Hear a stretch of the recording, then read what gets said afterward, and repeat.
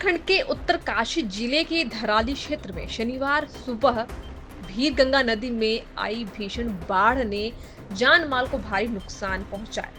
बाढ़ के तेज बहाव ने दुकानों, वाहनों और घरों को तबाह कर दिया। मौके पर मौजूद लोगों ने बताया कि बाढ़ इतनी तेज थी कि लोगों को बचने का मौका भी नहीं मिला।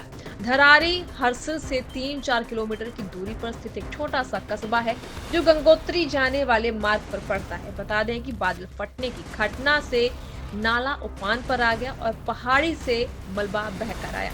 जिला आपदा प्रबंधन ने हादसे की पुष्टि की और अभी तक 2 लोगों की मौत की खबर है और 50 से अधिक लोग लापता बताए जा रहे हैं। उस वक्त का मंजर कैसा रहा जब बाढ़ आई, जब बादल फटा, वो तस्वीरें भी आपके साथ शेयर कर रहे हैं। आप देख सकते हैं इन तस्वीरों में कि कैसे महाप्रलय जैसी ये घटना हुई है। उत्तरकाशी में हालात अब भी नाजुक बने हुए। घटना के बाद से ही एनडीआरएफ, एसडीआरएफ और सेना के जवान राहत बचाव कार्य में जुटे हुए हैं। वहीं भूस्खलन के चलते आपातकालीन सेवाएं भी समय पर नहीं पहुंच पा रही हैं। बता दें कि गंगोत्री हाईवे पर दर्जनों एम्बुलेंस भी फंस गई हैं। बताया जा रहा है कि ये सभी एम्बुलेंस धराली से रेस्क्यू के लिए जा रही थी, लेकिन रास्ते बंद होने की वजह से सभी एम्बुलेंस रास्ते में फंस गई। ज्यादा जानकारी के लिए आपको ये तस्वीरें जो है साथ में आपके साथ शेयर कर रहे हैं, दिखा रहे हैं आपको वो तस्वीरें लाइव की किस तरीके से कहर बरसा है। उत्तरकाशी में बादल फटने के बाद लोग त्राही कर रहे हैं। बचाव कार्य भी लगातार जारी है, लेकिन एम्बुलेंस भी जो वहां से मरीजों को बचाने में, घायलों को बचाने में मदद करने वाली थी, वो एम्बुलेंस भी इस बाढ़ में फंसी हुई नजर आ रही है। आप देख सकते हैं इन तस्वीरों में। आपको बता दें कि उत्तराखंड के मुख्यमंत्री पुष्कर सिंह धामी ने उत्तरकाशी के धराली में बादल फटने के बाद बाढ़ प्रभावित लोगों और बाढ़ प्रभावित क्षेत्रों का हवाई सर्वेक्षण किया। पुष्कर सिंह धामी ने इसके बाद बताया कि आपदा के बाद दोबारा से धराली गांव के हालातों को कैसे ठीक किया जाएगा। उन्होंने बताया कि 10 डीएसपी, 3 एसपी और लगभग 160 पुलिस अधिकारी बचाव अभियान में लगे हुए हैं। उन्होंने ये भी बताया खाने के पैकेट, डॉक्टरों की एक टीम तैयार कर ली गई है। बिजली बहाल करने का काम भी चल रहा है। धराली में अभी मोबाइल नेटवर्क उपलब्ध नहीं है। हम लोगों तक पहुंचने की कोशिश कर रहे हैं, हम सभी को सुरक्षित निकालने के प्रयास कर रहे हैं। सीएम पुष्कर सिंह धामी ने धराली बाजार, हर्षिल एवं आसपास के क्षेत्रों का निरीक्षण करके बताया कि भारतीय सेना, आईटीबीपी, एसडीआरएफ, एनडीआरएफ और स्थानीय लोगों सहित हमारी सभी एजेंसियां बचाव कार्य कर रही हैं। कल यानी मंगलवार को 130 लोगों को बचाया गया था। तलाशी और बचाव अभियान चल रहा है। सड़कों और पुल क्षतिग्रस्त होने के कारण घटना स्थल पर पहुंच पाना मुश्किल हो गया है। देहरादून में आपदा संचालन केंद्र हर संभव सहायता प्रदान करने के लिए 24 घंटे काम चल रहा है। मैं हर संभव सहायता प्रदान करने के लिए पीएम मोदी को धन्यवाद देना चाहता हूं। पीएम मोदी ने भी आज भी बचाव अभियान का विवरण लिया और आपदा को लेकर सिंह धामी ने निर्देश दिया है कि घायलों के लिए देहरादून, ऋषिकेश में आईसीयू बेड आरक्षित किया जाए, प्रभावितों के मानसिक स्वास्थ्य पर फोकस किया जाए और इनके लिए मनोचिकित्सक भी धराली भेजे गए हैं। वहीं आपको बता दें कि हादसे को लेकर कई सारे सवाल भी उठाए जा रहे हैं। आपको बता दें कि ऐसी त्रासदी में जो वहां पर हादसा हुआ है, उन हादसे के वक्त कौन कहां पर था, इसके लिए भी सवाल उठाए जा रहे हैं। आपको बता दें कि गंगा नदी का पवित्र स्थल है। गंगा नदी जो पवित्र स्थल है, उत्तराखंड की 4 धाम तीर्थ यात्रा के 4 प्रमुख स्थानों में से एक माना जाता है। गंगा के इस स्रोत को भागीरथी नाम से भी जाना जाता है, लेकिन यही पवित्र स्थल एक दर्दनाक त्रासदी का आज गवाह बन गया है। उत्तरकाशी जिले के धराली गाँव में आई तबाही ने कई जिंदगियां छीन ली है। धराली गाँव में आई भीषण तबाही के दौरान कई होटल सैलाब की चपेट में आकर बह गए। स्थानीय प्रशासन और रेस्क्यू टीमों ने मलबा हटाकर तलाशी शुरू कर दी है। सैलाब आने के समय धराली गांव के बाजार क्षेत्र की कई दुकानें इसकी चपेट में आ गई। प्रत्यक्षदर्शियों के अनुसार कुछ दुकानदार और ग्राहक उस समय दुकान के अंदर या आसपास मौजूद थे, ऐसे सवाल किए जा रहे। तेज बहाव ने कईयों को निकलने का मौका नहीं दिया। जिला प्रशासन और पुलिस ने मलबे में तलाशी जारी रखी है। सेना की कैंप में लापता जवान वो कहां है, ये भी सवाल उठाया जा रहा है। धराली गांव के पास सेना का एक स्थायी कैंप भी स्थापित था, जहां कुछ जवान तैनात थे। घटना के बाद सेना ने तुरंत अपने जवानों को गिनती शुरू की और पाया कि कुछ जवानों का संपर्क टूट गया है। सेना, एनडीआरएफ और एसडीआरएफ की संयुक्त टीम लापता जवानों की भी लगातार तलाशी कर रहे हैं।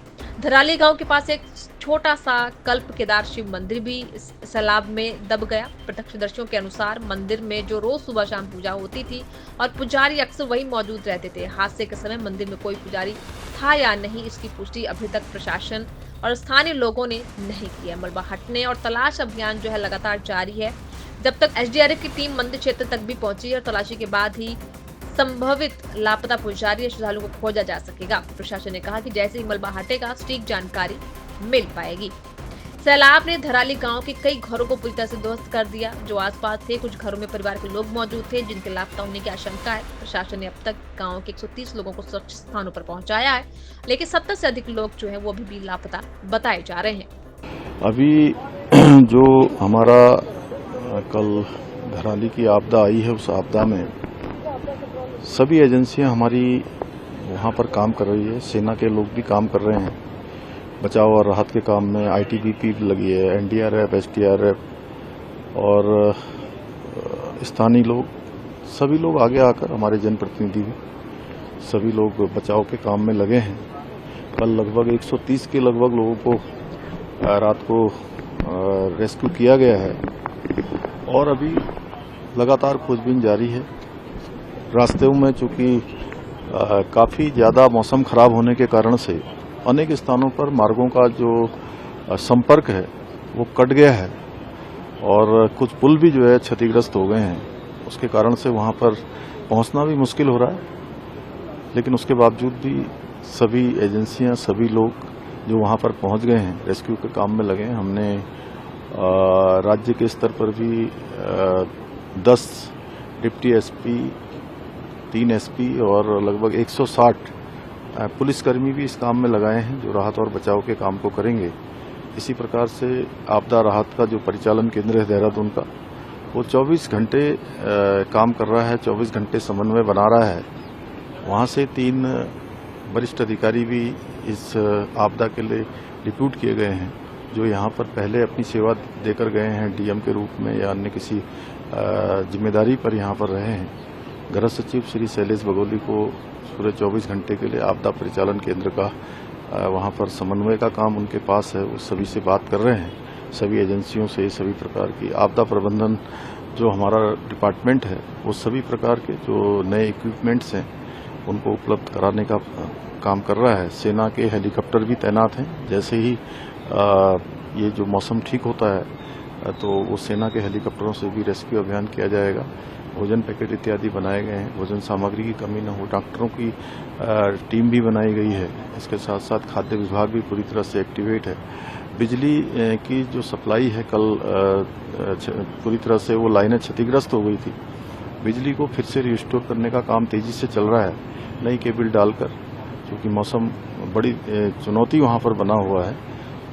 जल्दी ही जो है बिजली चालू हो जाएगी तो वहाँ पर जो अभी टावर काम नहीं कर पा रहा है, मोबाइल इत्यादि उस टावर से नहीं कर पा रहे। मैंने वहाँ के 3-4 ग्रामीणों से बात की है, वहाँ के जिला पंचायत सदस्य हैं, अन्य लोग हैं।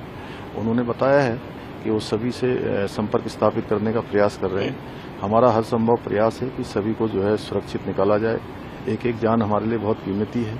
मेरा धराली गाँव फिर से जो है, धराली नगर फिर से जो है अच्छी स्थिति में आए, सभी व्यवस्थाएं वहाँ पर फिर से व्यवस्थित हों, उसका हम प्रयास कर रहे हैं। मैं आदरणीय प्रधानमंत्री जी का भी धन्यवाद करता हूँ। कल भी उन्होंने हर संभव मदद का, सहायता का और आज भी पूरी जानकारी ली है और उनके स्तर से लगातार सभी भारत की एजेंसियों को हमारे यहाँ के लिए हर संभव सहायता के लिए कहा गया है।